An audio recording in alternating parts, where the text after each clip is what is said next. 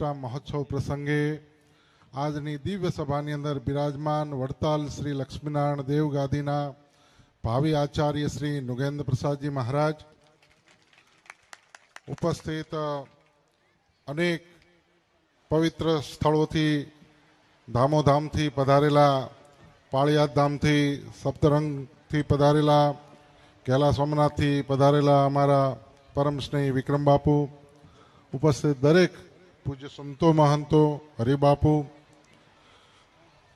ગરડા મંદિરથી અને વડતાલ ધામથી પધારેલા દરેક પૂજ્ય વંદનીય સંતો, આપણા સૌના લાડીલા એવા કોઠારી સ્વામી ઘનશ્યામ વલ્લભદાસજી, દરેક પાર્ષદો અને શ્રીજી મહારાજના લાડીલા વાલા હરિભક્તો, આજે સનાળી ગામ ખૂબ ભાગ્યશાળી બન્યું છે.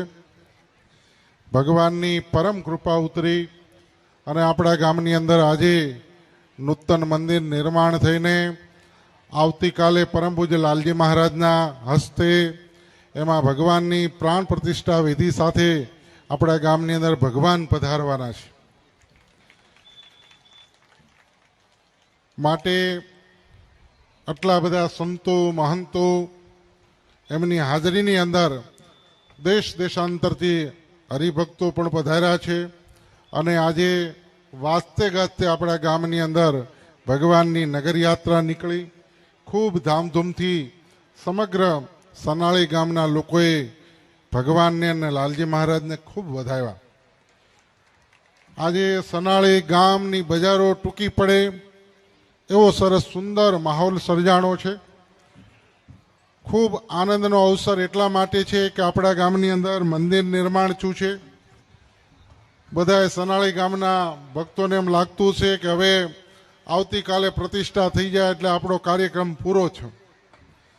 પણ લાલજી મહારાજ એમના પ્રવચનમાં કહેશે જ, હવે તમારા ગામની ડ્યુટી સાચી શરૂ થવાની છે. મંદિર નિર્માણ થઈ ગયું. આવતીકાલે સંતો મહંતોની હાજરીની અંદર પૂજ્ય લાલજી મહારાજ એમના વરદ હસ્તે વેદોક્ત મંત્ર સાથે આપણા ગામની અંદર ભગવાનને બેસાડી દેશે. પણ પછી એ ભગવાન આપણા મંદિરની અંદર બિરાજે, પછી એને એકલું ન લાગે એની જવાબદારી હવે તમારા સનાવળાઈ વાળાની રહેશે. પછી નહીતર પૂજારીને ભગવાન બે જ ન રહે. આવો મનુષ્ય દેહ ભગવાને આપ્યો છે. આવા કળિયુગની અંદર આપણને ભગવાન સ્વામિનારાયણ જેવા ભગવાન ઓળખાણા છે. સત્સંગ, શાસ્ત્રો અને આવા સંતોનો સંગ છે. મનુષ્ય જીવન સફળ કરવા માટે આ બધા સંતોનો પ્રયત્ન અને પુરુષાર્થ છે. આ મંદિર આપણા ગામની અંદર બનાવ્યું છે એ ભગવાનને રહેવા માટે નથી બનાવ્યું. આપણા મનની અંદર, આપણા શરીરની અંદર રહેલો આત્મા છે એની અંદર ભગવાનની મૂર્તિને સ્થાપિત કરવા માટે, આપણા મનને પવિત્ર બનાવવા માટે, આપણે અંતિમ જીવનનું લક્ષ્ય પ્રાપ્ત કરી શકીએ એના માટે આ મંદિર નિર્માણ કરવામાં આવ્યું છે. માટે એનો સદુપયોગ કરીને જીવનને સફળ બનાવીએ એમાં સાચી સફળતા છે. આપણે સૌ ભાગ્યશાળી છીએ કે સ્વામિનારાયણ સંપ્રદાયની અંદર આપણને આવા લાલજી મહારાજ જેવા મહાપુરુષ મળ્યા છે, જેણે સ્વામિનારાયણ સંપ્રદાયની અંદર એક ક્રાંતિનો ડંકો વગાડ્યો છે. આ સ્વામિનારાયણ સંપ્રદાયના દરેક સત્સંગીઓ એક સૂત્રતાથી બંધાઈને સ્વામિનારાયણ ભગવાનનું ભજન કરે અને સાથે સનાતનના દરેક ધર્મના સાધુ સંતો એની સાથે ખૂબ આત્મીયતાથી સ્વામિનારાયણ સંપ્રદાયના દરેક સત્સંગીઓ સનાતન ધર્મની પ્રણાલિકા અને પ્રથાને સમજીને આપણે સૌ સત્સંગની અંદર કાર્ય કરીએ એના માટે પણ પરમ પૂજ્ય લાલજી મહારાજનો ભગીરથ પ્રયત્ન અને પુરુષાર્થ છે. આ દેશના દરેક સાધુ સંતોની અંદર કુંભ મેળાથી માંડીને દરેક જગ્યાએ ધર્મગુરુ જગતગુરુ શંકરાચાર્ય દરેકની ઉપસ્થિતિ લાલજી મહારાજ સનાતન માટેની એક જ વાત કરે છે અને એ વાત એ છે કે સ્વામિનારાયણ ભગવાન હોય, ભાગવત હોય, રામાયણ હોય, ગીતા હોય કે સત્સંગી જીવન હોય, દરેક શાસ્ત્રની અંદર એક જ વાત કહેવામાં આવે છે કે ઈશ્વર એક જ છે. આ જગતની અંદર ઈશ્વર બે નથી. એને પ્રાપ્ત કરવાના અનેક માર્ગો છે. માટે આપણે કોઈ પણ જગ્યાએ કોઈ સનાતન ધર્મના કોઈ પણ દેવી દેવતાઓનું અપમાન કરીને આપણે આપણા ઈષ્ટનું, આપણા ભગવાનનું જ અપમાન કરીએ છીએ.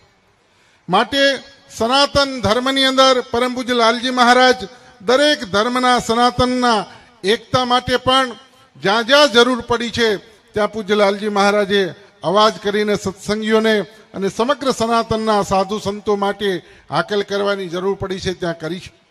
માટે આજના પ્રસંગે જ્યારે આપણા ગામની અંદર નૂતન સ્વામિનારાયણ મંદિર બન્યું છે, એની અંદર ભગવાનની પ્રતિષ્ઠા થવા જઈ રહી છે, ત્યારે સનાળી ગામના દરેક ભક્તોને, આ ગામના દરેક નગરજનોને હું ખૂબ ખૂબ ધન્યવાદ આપું છું. આ ગામનું મંદિર, સ્વામિનારાયણ મંદિર બન્યું એ કોઈ એક કોઠારી પૂજારી કે કોઈ સત્સંગીએ નથી બનાવ્યું. સમગ્ર ગામના નગરજનોની ભાવનાથી આ મંદિર નિર્માણ થયું છે. તમારા ગામના દરેક ગામના નગરજનોના દરેકના હૃદયની અંદર જ્યારે ભાવના પ્રગટ થઈ હશે ત્યારે જ આ મંદિર નિર્માણ થઈને ત્યારે જ તમારા ગામની અંદર ભગવાનની આવું સરસ મજાનું મંદિર બની અને એમાં ભગવાનની મૂર્તિની અંદર ભગવાન પધારતા હોય છે. માટે સનાળી ગામના દરેક નગરજનોને આજે ખૂબ ખૂબ હું ધન્યવાદ આપું છું. અને આ ગામની અંદર ખૂબ સંપ ને એકતા વધે, આપણે દરેક આત્મીયતાથી રહીએ, આ ગામની અંદર આવનારા દરેક કષ્ટો એ દૂર થાય અને સર્વ વિઘ્નો દૂર થઈને આ ગામ સર્વાંગી સુખી બને એવી આજના પ્રસંગે ભગવાનના ચરણોમાં પ્રાર્થના સાથે વિરમું છું. અસ્તુ. જય સ્વામિનારાયણ.